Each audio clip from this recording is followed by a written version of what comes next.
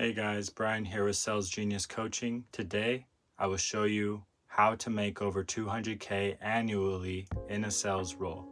It's important to note that this is strictly for B2C sales. It doesn't matter if it's real estate, retail, insurance, cars, RVs, telecom, etc. As long as it deals with the consumer directly, these strategies will work in any B2C industry because I've tried the exact tactics I'm going to show you. Before we get started, it's important to note that if this is your first time here with me, my name is Brian Harris. I have had significant success in the B2C space since I started my first B2C retail business back in 2020 at the peak of the COVID-19 epidemic. In 2023, I switched to the telecom space and completely dominated it, winning over 10 awards in my first year of managing some of the lowest performing stores in the country.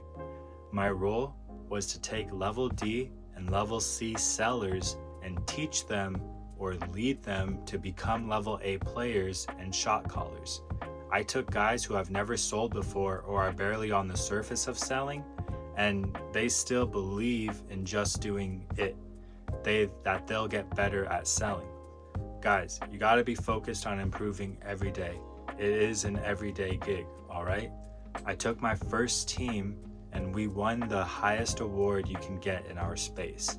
That being said, I'm not talking out of my ass like a college student who has never been in this field or has done it in this space before.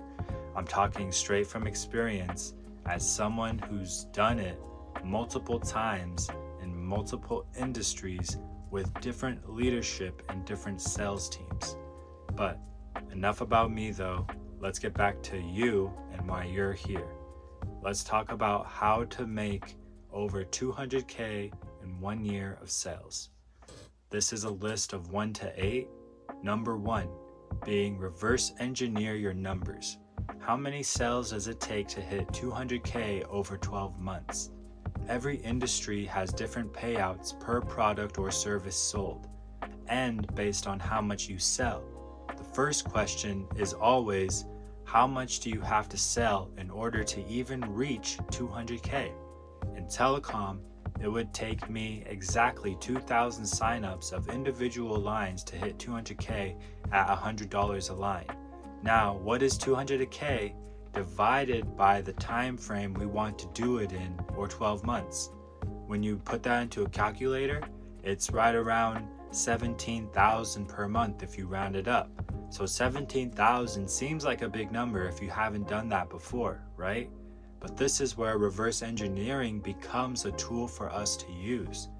17,000 divided by 4 weeks, right? 4 weeks in a month equals 4,250. Now divide that by how many days per week. That's 610 if you round it up. Now 610 divided by per product sold at $100 is 7 if you round it up. Now go backwards with your equation like this. 7 products per day times 7 days per week equals 49 products per week.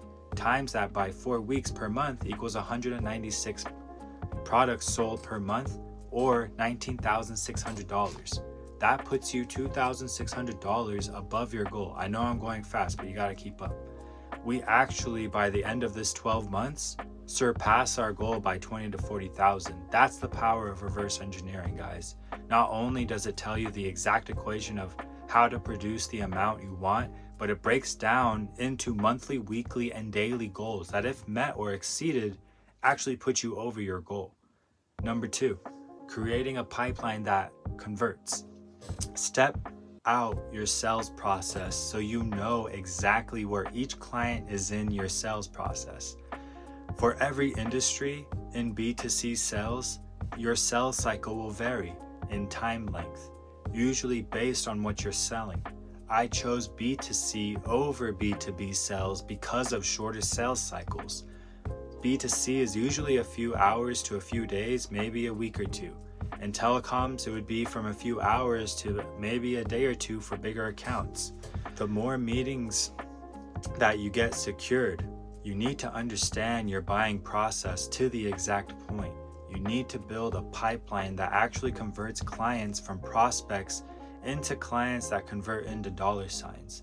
To understand how to do this, you need to look at your current marketing. Are you following up with clients regularly? Have you met with clients in the past and you're shooting them an email later?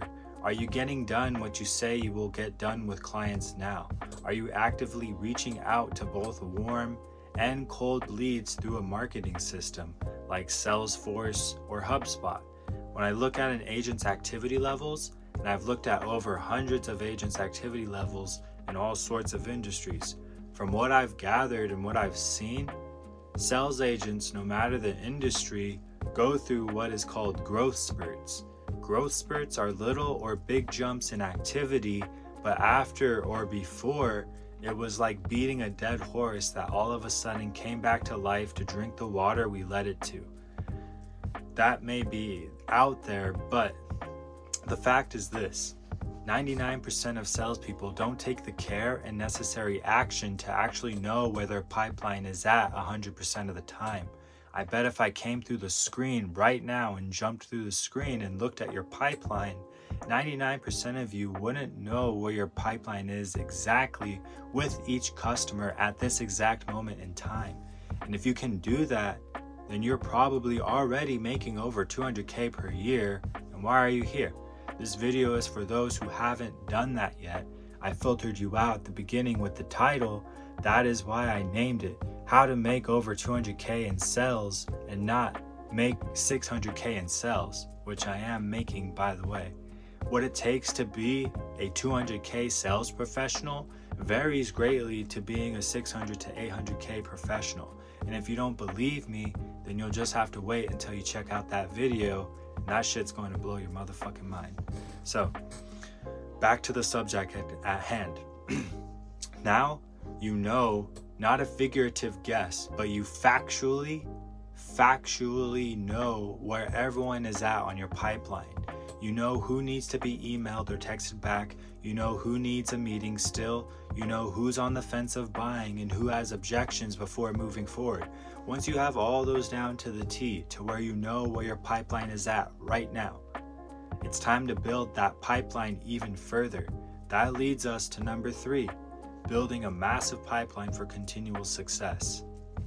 A phrase that my mentor taught me at a young age was, the more meetings you have, Brian, the more money you're gonna make.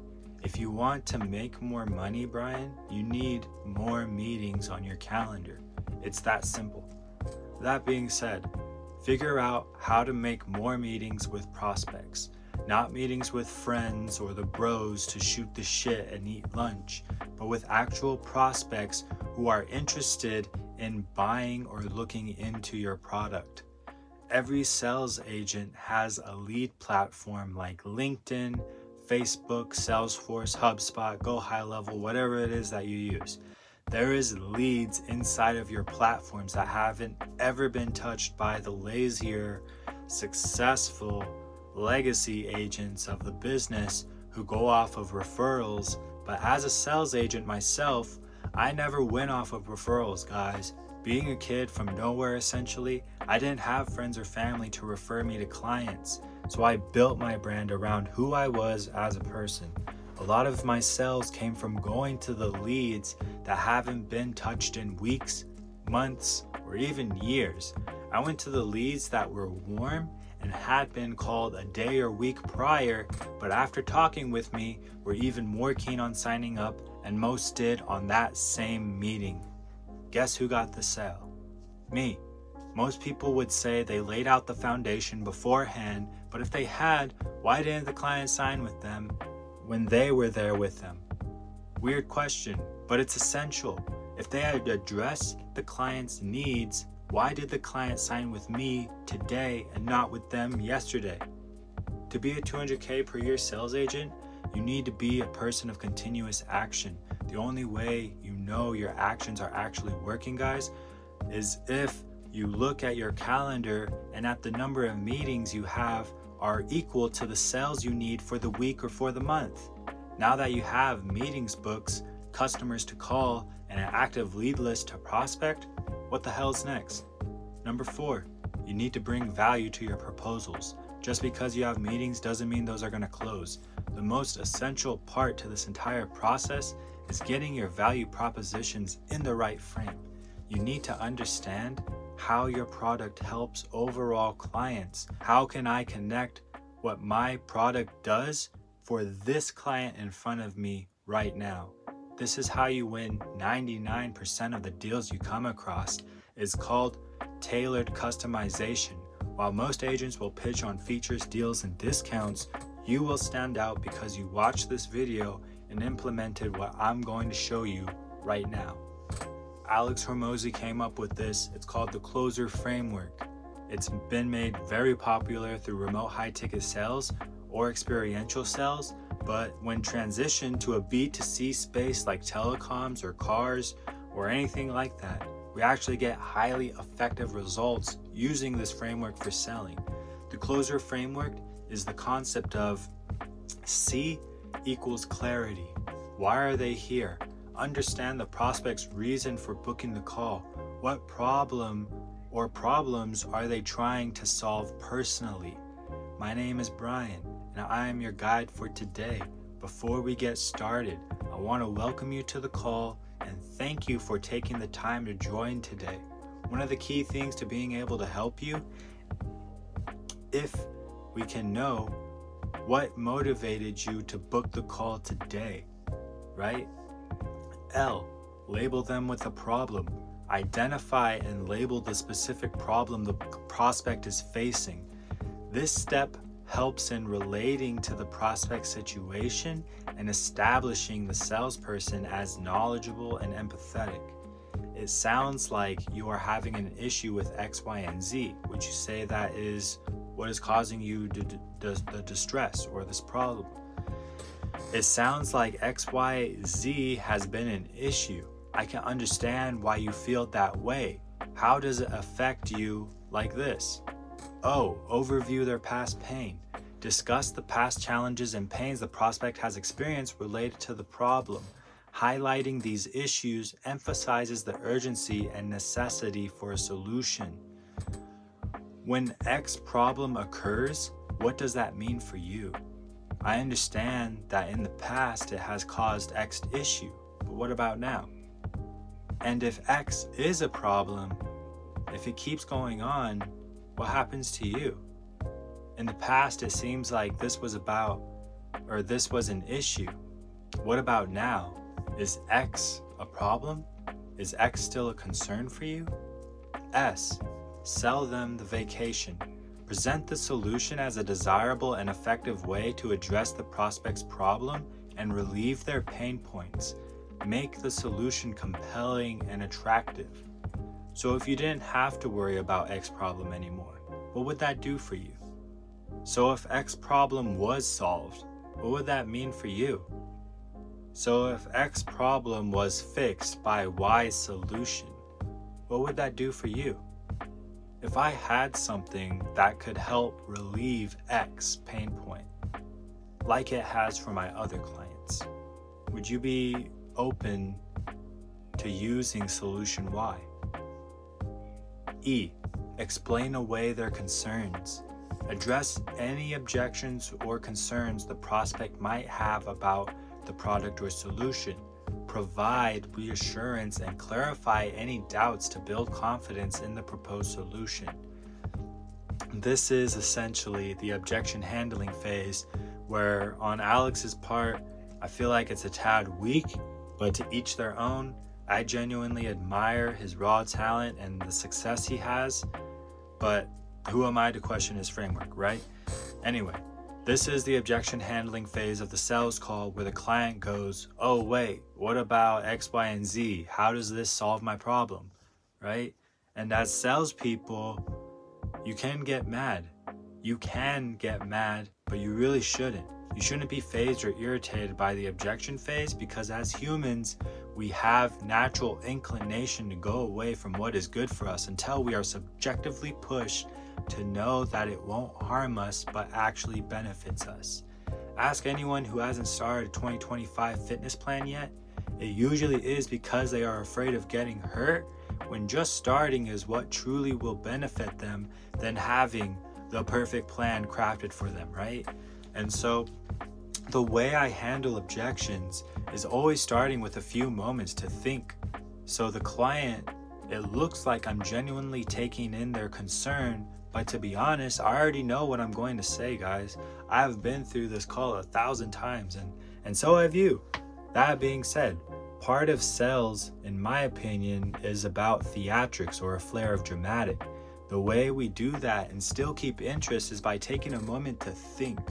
Really think. Go into your space if you have to, inside of your head, for just a few seconds. And after those few seconds passed of thinking, then explain away the concern. I use one of these. I understand how that would be a concern for you, John. When we discussed earlier how this is affecting you, what did I miss that isn't part of the solution? John is going to show me or tell me what the heart of the objection is. We call this isolating the objection. That's what this is called. I understand how that would be a concern for you, John. May I ask, is it the product, the price, or is it me? Give a warm smile at the end of that.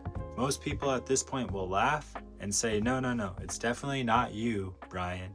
This is what it is. And they're going to tell you the real concern. Doing this once sometimes doesn't uncover what we need to ultimately move the sale forward. That is why one of my mentors taught me how to say the same question 3 to 4 different ways, and between those answers, you can pinpoint the real culprit of why a sale won't move forward. How this looks and sounds is actually opposite of redundancy once you learn how to do it effectively. Real quick, we can practice this. I mean, I have time, you have time, you're watching this, so let's just do it. Think of this question. What does that color look like to you? What does that color look like to you? The first way to say this is like this. What would you say the effect of that color is for you?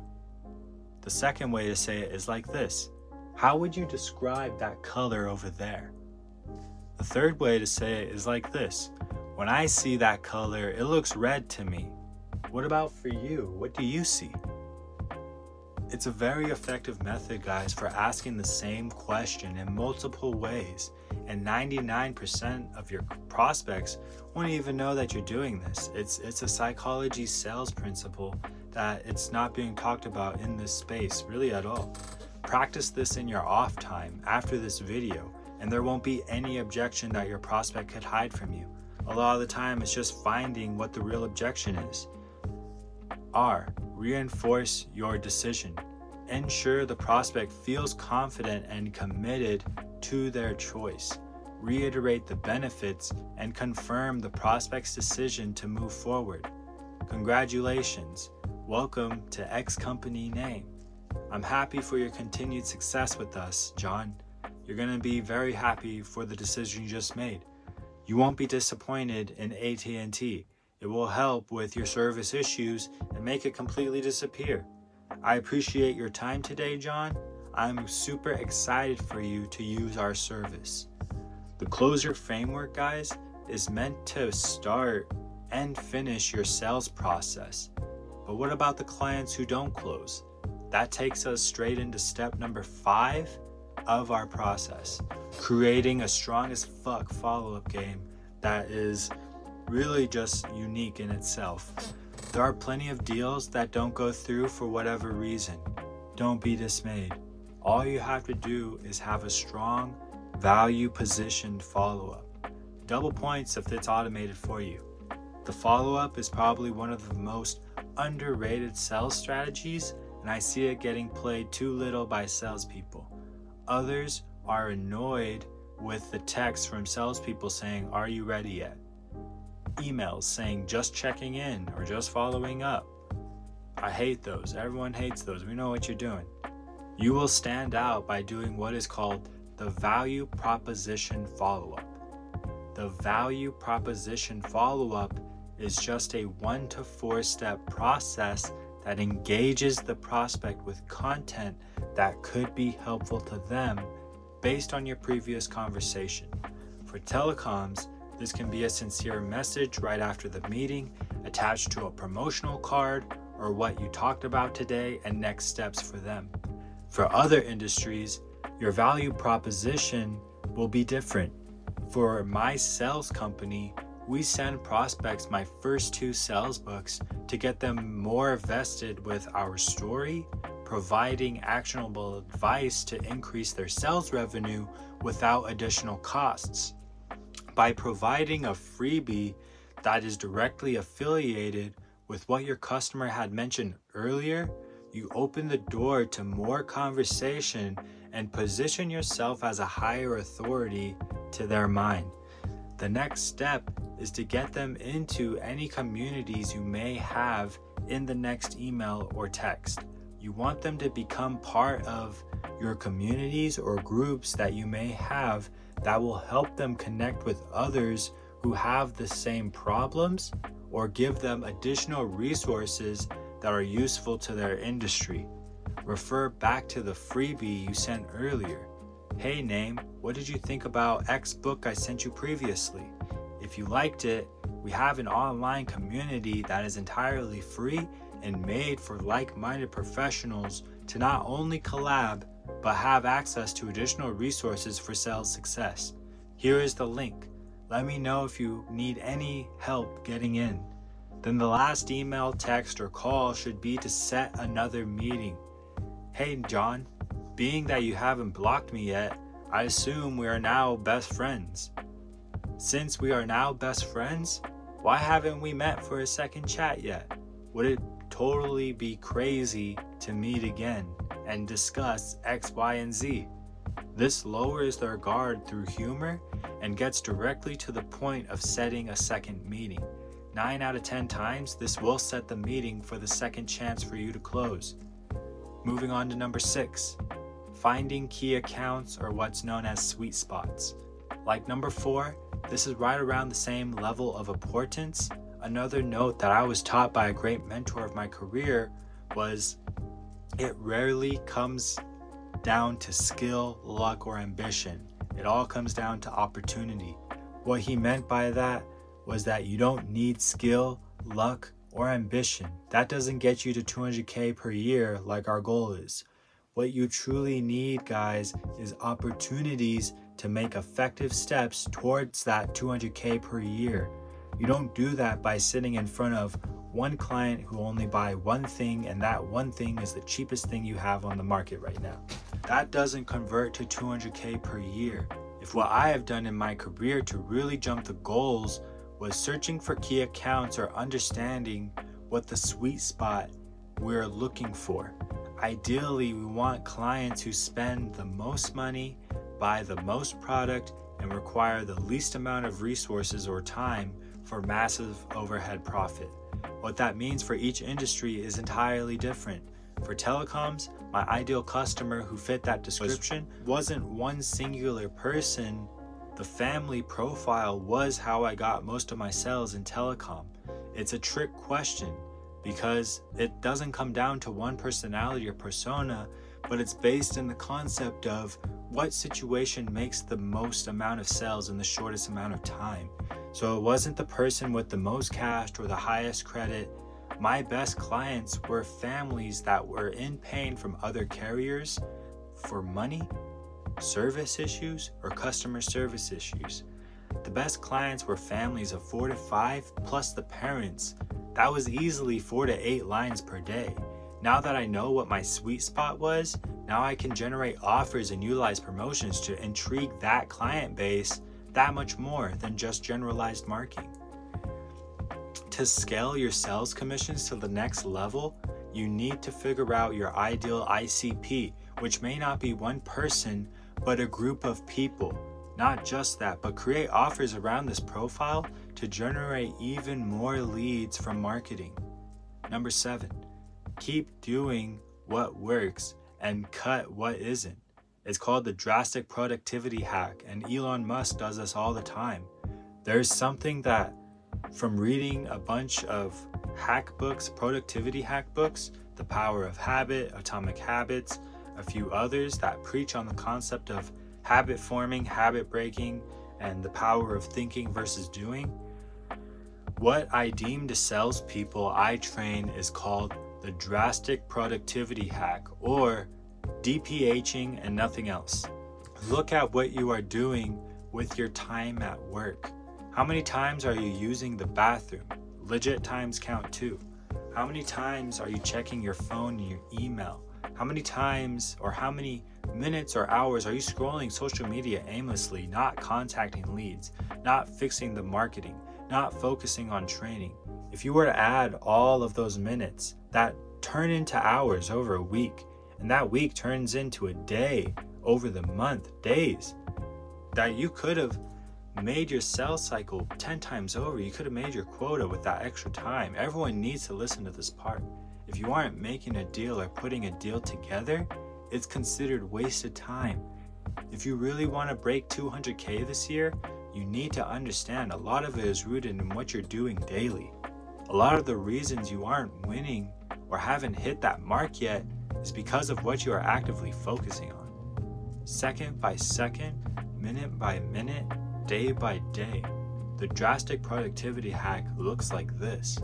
Plan out your day hour by hour, 2 to 3 days in advance. Most people can't or don't know what the next week will hold or what they'll need to change. But most people know what tomorrow and the day after will entail. You need to schedule your workout, your time to prepare, your training, your prospecting, your booked meetings, block out your team trainings, your sales huddles, time to eat, time to use the bathroom, even schedule when you're going to take a damn break.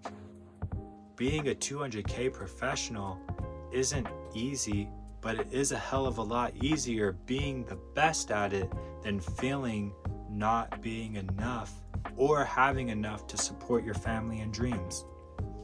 Drastic productivity hacking is how I focused on my goals while still making time for my family, my health, my personal interests, and my needs. You just have to schedule everything out. Even if you feel like there isn't enough time, there usually is somewhere in your day or week that you're wasting time that could be dedicated to perfecting your craft.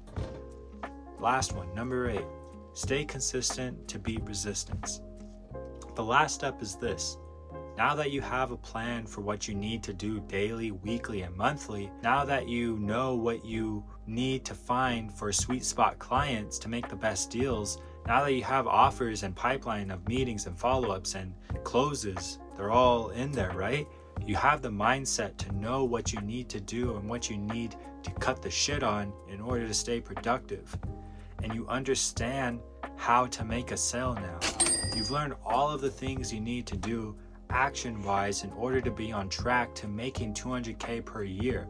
But this last one, number 8, is what brings it all together. Without number 8, the others don't work. Without number 8, you will fail. You will give up. You will get tired of it. The last step, number 8, stay consistent to beat resistance. Every day, every other day, every morning, every night, at some point, you need to write down your goals, your feelings, your thoughts, your production, and your losses. You need to be real with yourself and get down to the brass tacks of what you want out of obtaining this goal. There was not a day that I would go without writing down my goals. Daily, weekly, monthly, the why behind those goals, how it would change my life, how it would touch others and move them to produce more, how it would change the lives of my customers. To stay consistent, guys, you need to get in touch with your goals, desires, and who you are and why you're doing this. This is the one that 90% of sellers struggle with, mainly because they aren't in touch with themselves. More than half of the population doesn't know what they want out of life, and the other half doesn't know why they want it. Don't be either of them and put pen to paper of why you want this goal. How will it change your life and how will it change you as a person? Staying consistent about your goals, your whys, and your reasons for pursuing higher passion is essential to not just keeping your dream alive, but for keeping you on the same terms with your body, your spirit, and your mind. You will always feel disconnected at some level without this exercise, which leads to a lot of salespeople. It's called imposter syndrome. Especially once they attain a height of success, they don't recognize or plan to experience beforehand. Before I was on the stage receiving awards, I envisioned it months prior. Before I received a check of 10K plus for the first time, I envisioned it months prior. Consistency to others is doing the same thing to improve every day.